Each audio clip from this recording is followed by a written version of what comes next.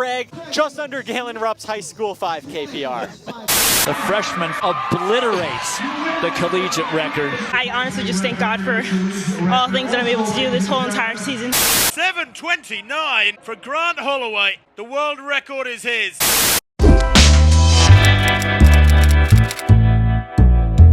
Welcome back to the Running Report, where we give you running news produced for and by the culture. I'm your host, Joshua Potts, and here on RR, we give you the biggest running news that happens every single month. In the month of February, we saw so many game-changing performances across the board. Starting off, we had impressive performances indoors at the 800 and the mile from the collegiate ranks and the pros.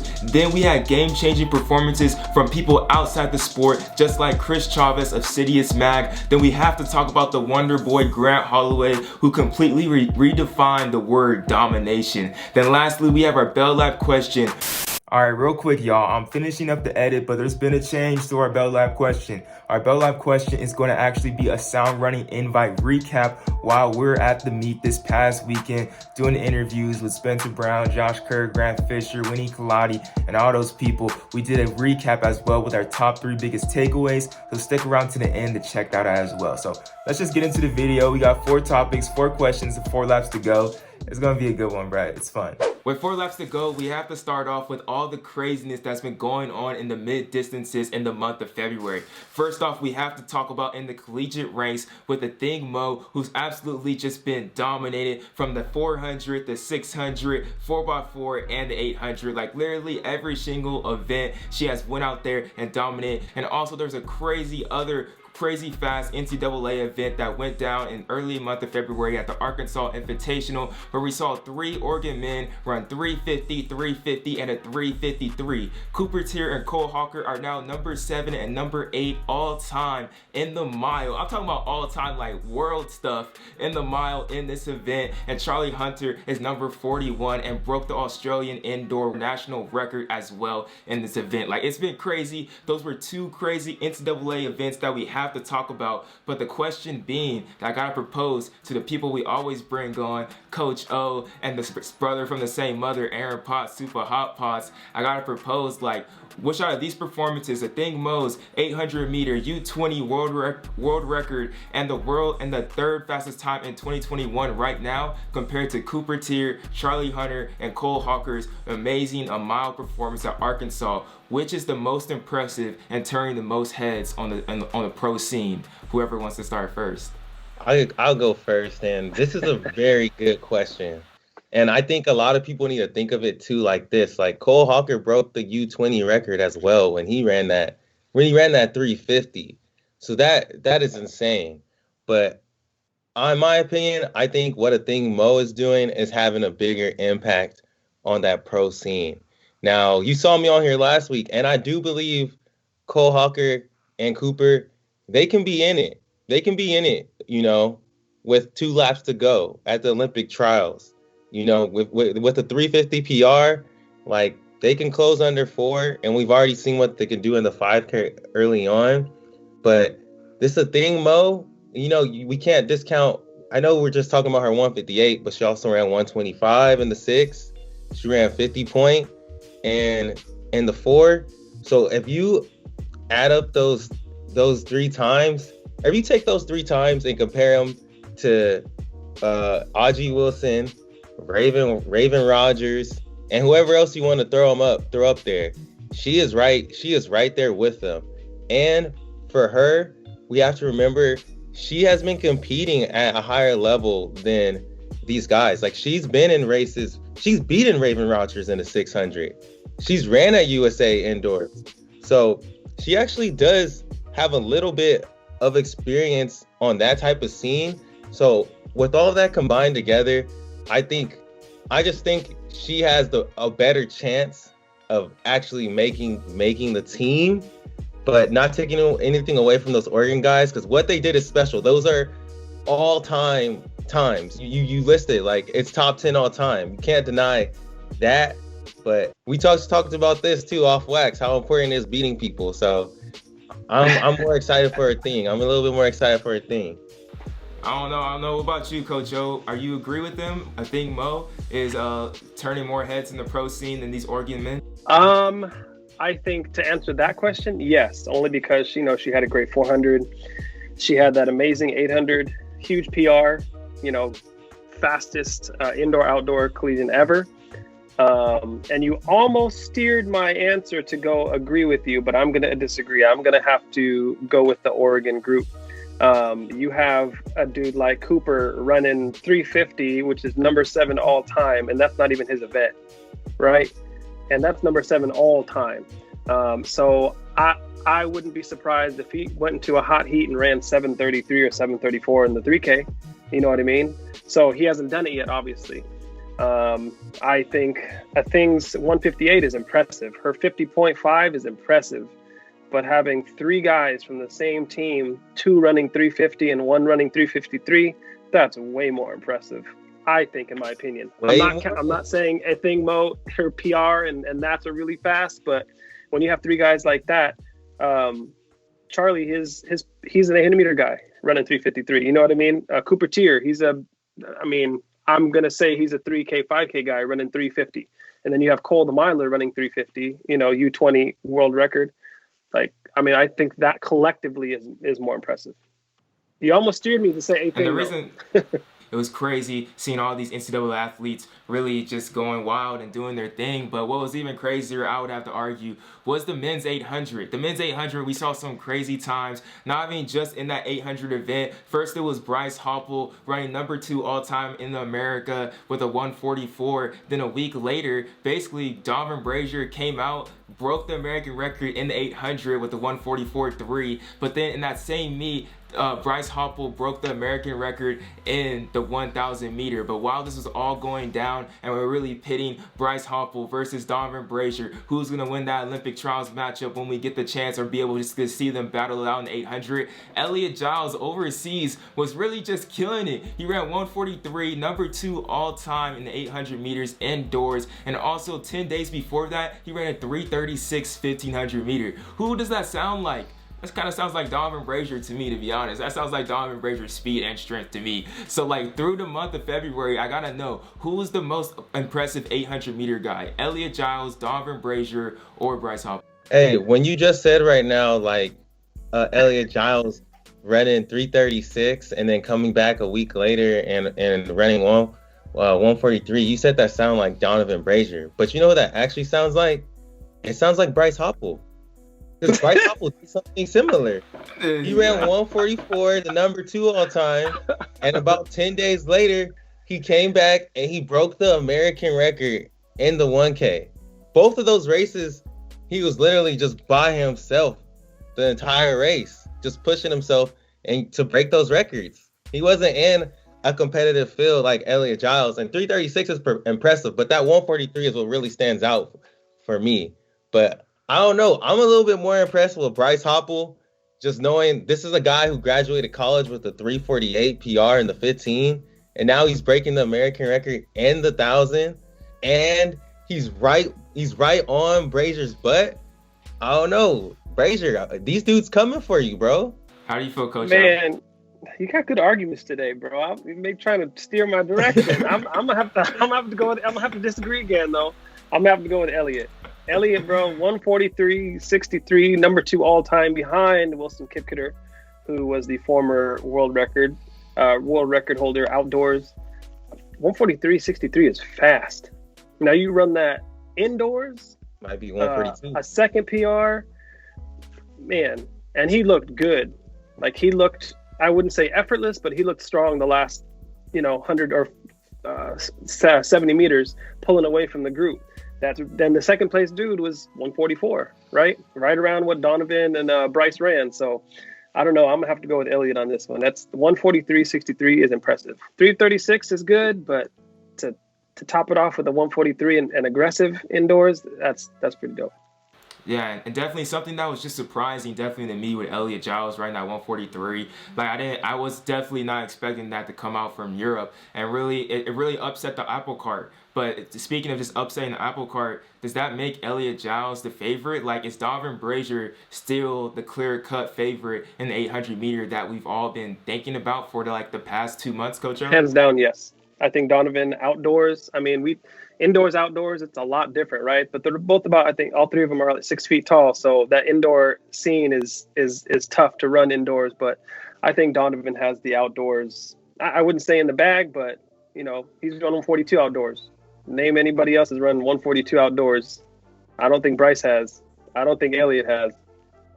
Hey, but we can't sit here and continue to disrespect Nigel and Amos. Like, we can't.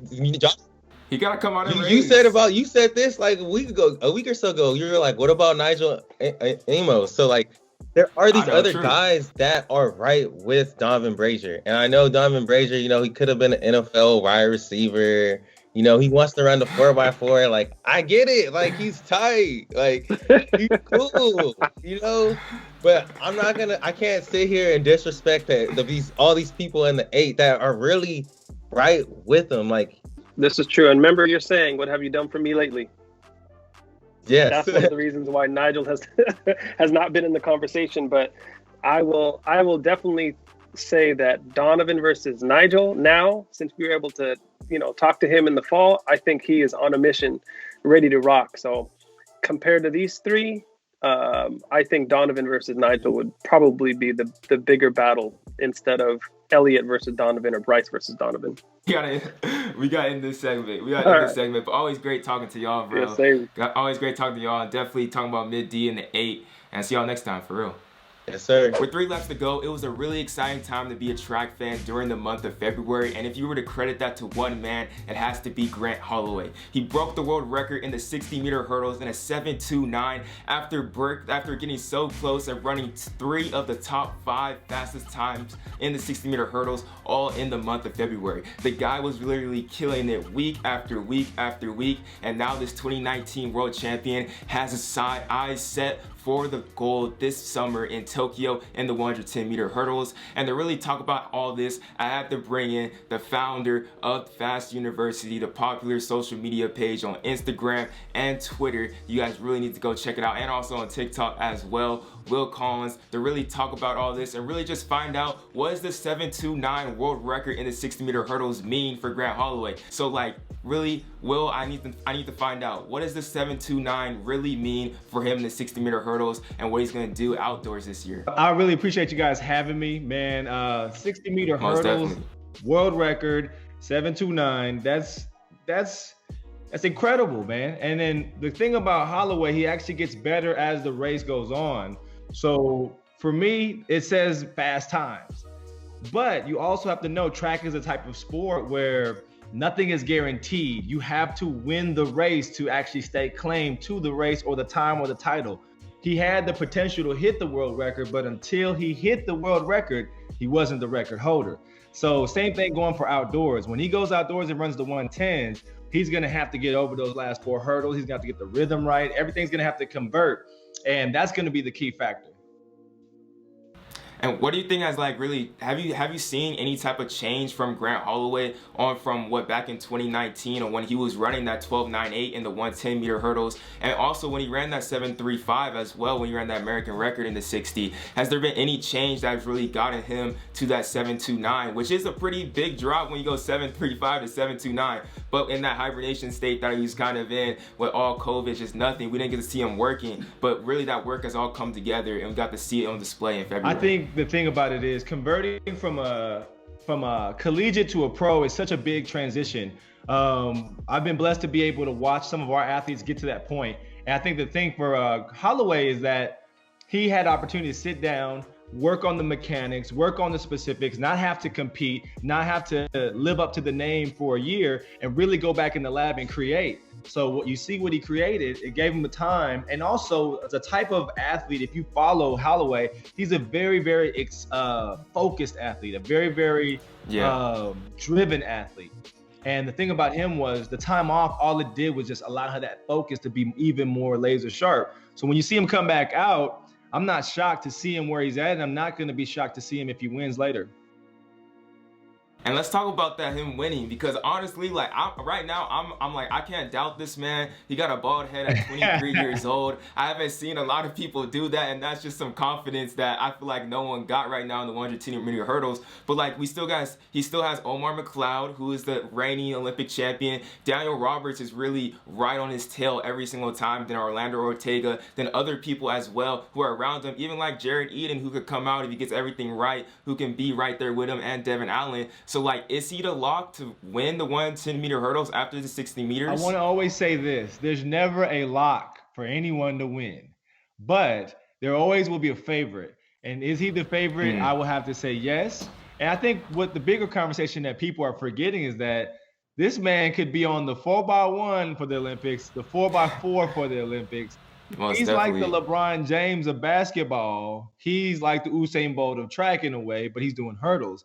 Because this man's physique, his ability, and his personality all together is what creates this thing that we call the Grant Holloway.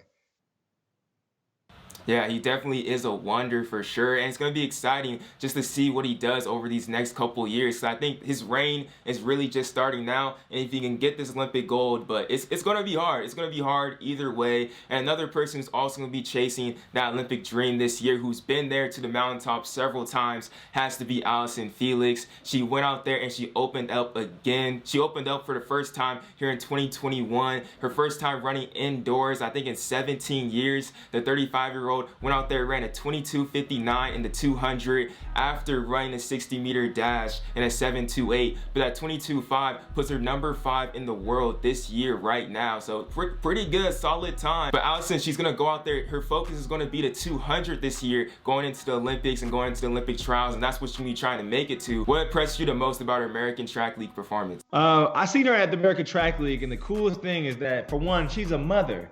So I have kids. And people who have kids, you have to balance a lifestyle of taking care of the children as well as being a professional athlete. Those two things are very, very, very hard balance. Also, just having the physical child itself changes your body, and the adaptation it takes to come back is a big transition, and it takes a lot of hard work and determination. That speaks really a lot to her character and what she's all about. And I think that sends a strong message. I think we've seen a lot of parents now who are now in the track game, who are now still competing at the highest level. So what I look at it as is she's still able to compete against the best. She's proven that. She's come back, she's jumped on the world stage, she's in the top 5 in the world, and we're just getting started. So I think she's back. But with that being top 5 in the world, she's also number 4 in the U.S. right now. There's three other girls in the U.S. that are ahead of her. Do you think the 200 is the best way to get there? I think for her, it would either be a 200 or a 400. Yeah, most definitely. It's going to be interesting just to see how she's going to get there. And then one more thing before I let you go. What do you think that layoff that she had is going to play into effect? Because she was able to take that year off, and where she's getting higher up in age and everything, and be able to just work on more things, more strength and more speed that past year. How much of that's going to play into her role this year as we see her open up and run more outdoors? I think it's already played a big role, like for everybody else who saw the corona as the moment as a negative thing. Most of these pros took it as an opportunity. And the same thing for a lot of these high school athletes. If you look at these high school elite times, you're seeing amazing stuff like Gavin Shore, Jalen Slade. I mean, you're seeing all these crazy times happening early. It's because people were able to focus on technique, focus on strength, and not have to compete. Gave them an opportunity to develop. So I expect big things from everybody who's starting off fast. I expect big things. Most definitely. Well, thank you for coming on, Coach Collins. Really do appreciate it. Y'all all need to go check out Fast You. You probably low-key already followed them, to be honest. Like, I wouldn't be surprised. But thanks for coming on. Would like to have you more in the future, man. It's a good time. Thank you for having me, man. Much love to you guys, man. I love what you guys are doing. Yeah, he's a 3-time Olympian. He's only won gold at the Olympics. Let's put that out there. He was on a 58 win streak in the 400. After 93, he didn't lose the 400. He was basically unbeatable. Like, let me tell you that. He's an 8-time world champion, the only person in the Olympics to win the 400 and 200 double, and he did in the world championships too, like no biggie. He's the certified GOAT, former world record holder in the 200 and the 400. Like, those records looked unbeatable. Golly, there's too much to be said, but he's on the podcast, so really, like, Michael Johnson, like, how are you doing? I don't even know how to greet you, like, to be honest. Like, how... I'm doing good. Doing better after that intro. I appreciate it. With 2 laps to go, we are joined with the founder of Sidious Mag, the critically acclaimed writer for Sports Illustrated, and he's a commentator now, too. He pretty much does it all, podcast host, Chris Chavez, and he's going to talk about what happened at the Trials of Miles this past weekend in the last weekend of February, where we saw some great times. We saw some of the best streaming that I've ever seen. I have to say, that's the best streaming I've seen on the internet for a meet. It was really giving me like some X Games like types vibes, but then we also saw like some great commentary. We saw some really fast racing and just really fast, like, great competition, like, in the ranks between all the athletes. But first off, Chris, like, a lot of these track fans that are watching right now, they were tuned in to the meet and they saw what went down. But I want to know from you, like, what was your favorite part of the meet and just being there that we didn't really get to see about on the live stream? Dude, I'm so glad to be back with you guys. You guys give me like an instant adrenaline boost with all these intros. It's so good. But no, I mean, like, right now, coming off this weekend, it's been super special to see the reception that we've gotten from the running community after that meet. I was nervous going into Friday night. I was like, we need this thing to go well.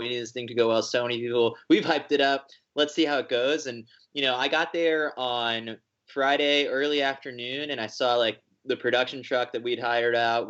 I got to see the guy practicing with the drone and sort of like there was a moment right before where I was like, I think we might have something special on our hands if the feed goes well and like if the internet holds up. And so, you know, I think once we started rolling and like that first drone opening shot goes off and, you know, I pulled up the live stream while I was in the booth and I saw how many people were watching. I was like, oh gosh, like this is for real. And like, then from there, it was just like super fast and Kyle and I were just locked in. I'd spent the entire week. I took vacation time from Sports Illustrated to just sit in coffee shops the entire week and research every single competitor in the field. And I assembled like a 50-page document of notes. So I knew everyone's PRs, where they ran it and like where they went to college and all that kind of stuff. And so I was bringing my A game to this thing. And I think, you know, just seeing the reception of it, like the hard work did pay off. And so I'm thrilled with how it went. The races, of course, like, it was billed as the Texas qualifier.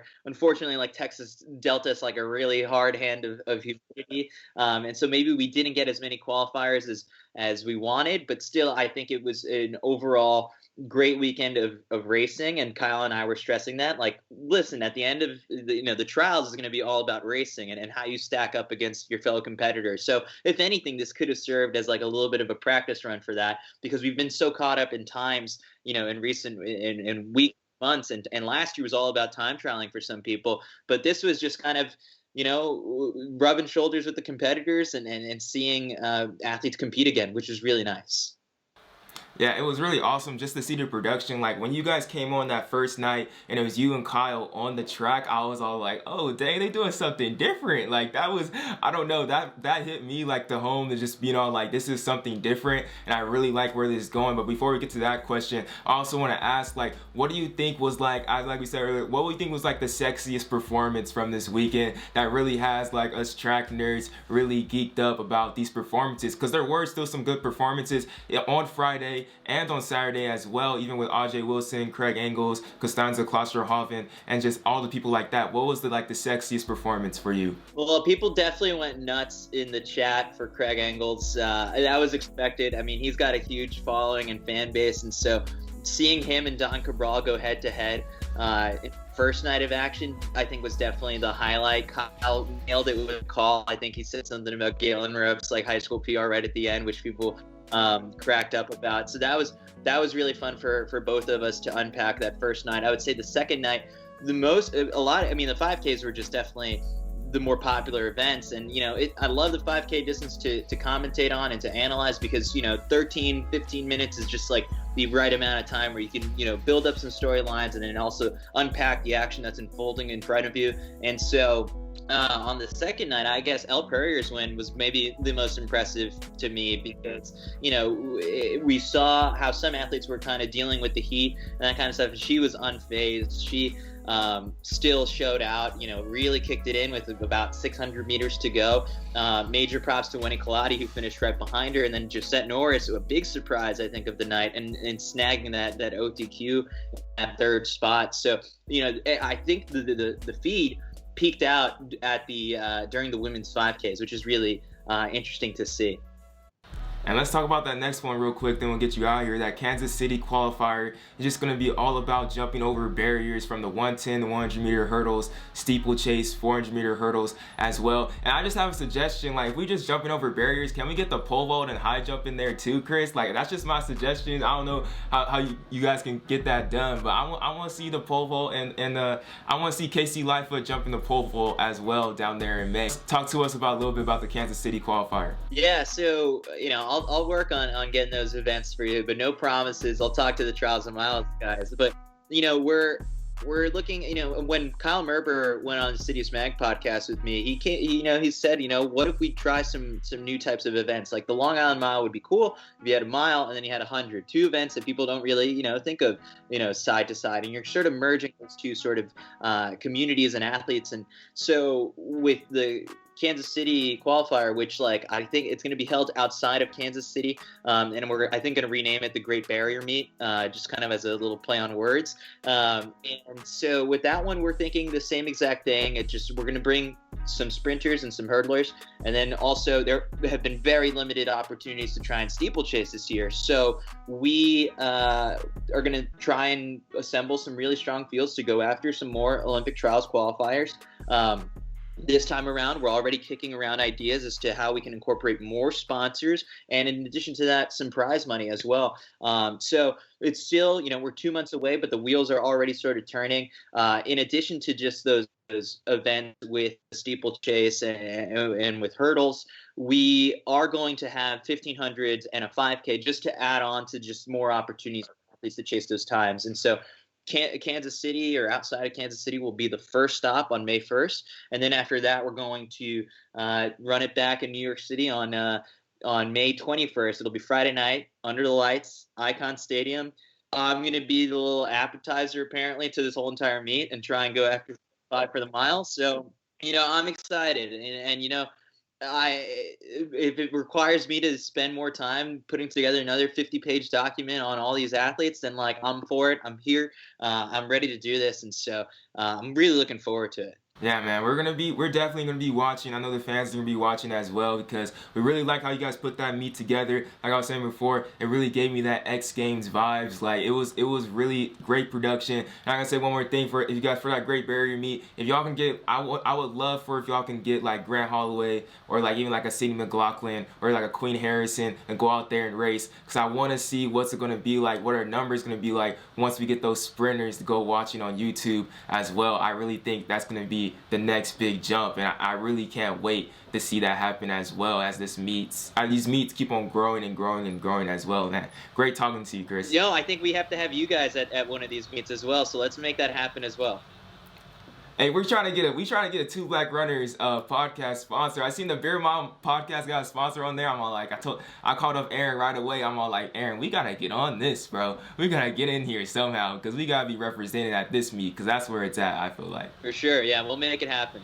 Hey y'all, it's time for our Bell Lap question, which is a question that usually comes from you guys, but this time we're going to do our Sound Running invite recap, because we were at the meet this past weekend, and so we just decided let's just do a recap on the field after meet, after taking everything in, and give you our 3 biggest takeaways. And make sure you guys comment down below on anything that you disagree with, agree with, you liked about this video, didn't like about this video. Like, make sure just comment, share this, and definitely if you're watching this far in, because you a real homie. Let's get to this final stretch Bell Lap Let's go. And we're at the Sound Running invite. I'm gonna give you our 3 biggest takeaways. But before we get into it, like Aaron, I was really hyped for this meet, like super hyped. I was saying last time the 3 biggest takeaways, sound running equals fast running. Yes. But honestly, like, they ran cool. They ran cool. But first off, like, the person who ran one of the coolest times was Josh Holloway, our 3rd biggest takeaway. Don't sleep on this man. Don't sleep. Last week he ran 147 in trials and miles, went out there and got the dub, came out here, got the dub too, maybe against an even better field in a 147. I told him after the race, he about to pop off. Yeah, I think he's really ready to pop off. This is a young guy. You got to remember, this dude is coming straight from high school, has had to deal a lot with COVID and injuries, and to come out here and beat the likes of Drew Wendell, that's big. Indoor world champion. Indoor world champion. It may be a 147, but getting those wins over those type of athletes gives you a lot of confidence. And he did that back-to-back, because he did that Texas qualifier. He beat some big names. And he came out here and did his thing too. So expect something big from him on outdoor. Hey, 2,000 kids chill. 2,000 kids are killing it, bro. Yes, You're sir. the dragon. You're the dragon. Come on now. So moving on to our 2nd biggest takeaway, it has to be that 2021 is Great Britain's year, bro. We got to talk to Josh Kerr and Mark Scott today. Josh Kerr ran 3:35 in the 1500 to get the win. Really killed it the last 400 with a 55 split. Mark Scott went out there, ran 13:05, number 2 all time for Great Britain. Number 3. But it really doesn't just number 3 all time for Great Britain, but it really just doesn't end there. Yes. We also had Keely Hodgkin last month, who went out there, ran a 159-800, and then Elliot Giles that 143 for 800 as well. Like, they're really killing it this year in Great Britain, and it's nice to see. Yeah, they're really competitive. They're honestly getting ready to rewrite these record books. Most definitely. Because Mo Farah, he owns all the records from the 15 to the marathon. But Josh Kerr coming out here running the 3:35 on his opener, Killed it. and then Mark Scott has just been destroying every field he's been in. So to see them come out and perform again, it was dope. But I'm excited to see that matchup. And they ain't satisfied. That's the thing. No, they coming ain't for satisfied. US. They said, Josh Kerr said he coming for the US. For real, for real. For our number 1 biggest takeaway has to go to Emily Sisson. She's been hibernating in 2020 like a lot of those folks. Ready. But on December 5th, 2020, she came out the Valencia half marathon. She finished 6th place, but she ran number 2 all time for American women in that half marathon. Came out here first time on the outdoor track and runs, what, 14:55 out there? 14:55 against really good Winnie Kaladi and Ellis McGougle. So to win over them, that's big, especially like we haven't seen you in a minute and you just coming out breaking 15. And remember like 2 years ago when her and Molly Huddle were just dominating the 5K? Now we have so many people on the domestic scene really dominating at 5K and 10K. But like Emily Sisson's like, I'm still here. I'm still here. I'm still trying to get it done. I was running the marathon, but the 5K, I could still throw down. And that's what we really saw for her. Yeah, it's gonna be an exciting year for US women's distance. From 800 to 5K. Most definitely. And today just proved it again. There's so many girls out there that could do some great things on the track, so I'm excited to see what the future holds for the women's distance events for sure. And we're going to be covering it here on the Running Report, and definitely if we're at the Sound Running Meet, we're going to be covering it even more because that's what we do. Thank you for watching the Running Report, where we get running news produced for and by the culture. We outie, bruh. Yes, sir.